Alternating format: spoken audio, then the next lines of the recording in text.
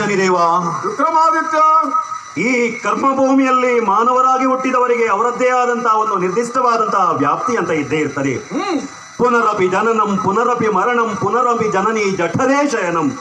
ಇದು ಮಾನವರ ವರ್ತುಲ. ಜನನ ಜೀವನ ಮರಣ ಎನ್ನುವ ಪರಿಭ್ರಮಣದಲ್ಲಿ ಜೀವಾತ್ಮರು ಸಿಲುಕಲೇಬೇಕು.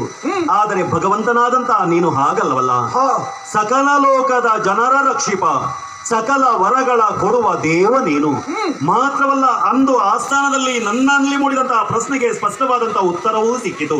ಸಕಲ ಗ್ರಹಗಳಿಗೆ ಶ್ರೇಷ್ಠ ನೀನೇ ಎನ್ನುವುದು ಸತ್ಯ ಭಗವಂತ. ನಿನ್ನಲ್ಲಿ ನಾನು ವರ ಬೇಡಬೇಕು ಅಂತ ಹೇಳ್ತಾ ಇದ್ದೆ. ಈ ಆಸೆ ಅಹಿ ಅಗ್ನಿ ಎನ್ನುವುದು ಸದಾ ಮೇಲ್ಮುಖವಾಗಿ ಇರುವಂತದ್ದು. ಆಸೆಯ ಆ ಆಸೆ ಎನ್ನುವ ಭೂತದ ಬೆನ್ನೇರಿ ಹೋಗುವವ ಒಂದಲ್ಲ ಒಂದು ದಿವಸ ಭೂತಕ್ಕೆ ಬಲಿಯಾಗಲೇಬೇಕಾಗುತ್ತದೆ. ಅದು ತಿರುಗಿ ನೋಡಿದ ಕ್ಷಣದಲ್ಲಿ ಅದು ಕಸಿಸಿ ಹೋಗುವುದಲ್ಲವೇ?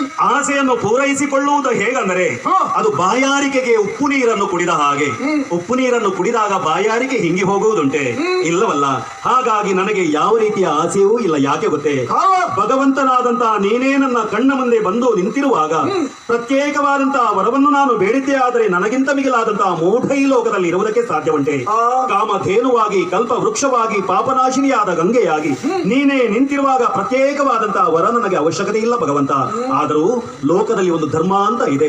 ಮಾನವರು ಕೇವಲ ತಮ್ಮ ಸುಖಕ್ಕಾಗಿ ಬದುಕುವುದಲ್ಲ, ಸಮಷ್ಟಿಯ ಹಿತಕ್ಕಾಗಿ ಸುಖಕ್ಕಾಗಿ ತಾನು ಬದುಕಿ ಆ ಸುಖವೇ ತನ್ನ ಸುಖ ಎಂದು ಭಾವಿಸುವುದೇ ನಿಜವಾದ ಮಾನವೀಯತೆ ಅಂತ ಹೇಳಿದ್ದಾರೆ. ಹಾಗಾಗಿ ಆ ಪರರ ಸುಖಕ್ಕಾಗಿ ನನ್ನ ಜೀವನವನ್ನು ಸಮರ್ಪಿಸಿಕೊಳ್ಳಬೇಕೆನ್ನುವಂತಹ ಉದ್ದೇಶವುಳ್ಳ ಕಾರಣ ನಿನ್ನಲ್ಲಿ ಕೇಳ್ತಾ ಇದ್ದೇನೆ.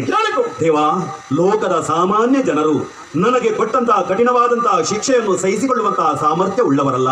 ಹಾಗಾಗಿ ಹೇಳ್ತಾ ಇದ್ದೇನೆ, ಸಾಮಾನ್ಯ ಜನರಿಗೆ ಇಂತಹ ಘೋರವಾದಂತಹ ಶಿಕ್ಷೆಯನ್ನು ಕೊಡುವುದಿಲ್ಲ ಎನ್ನುವ ಒಂದು ವರವನ್ನು ಕೊಟ್ಟರೆ ಅದೇ ನನಗೆ ಮಹಾಪ್ರಸಾದ ಭಗವಂತ.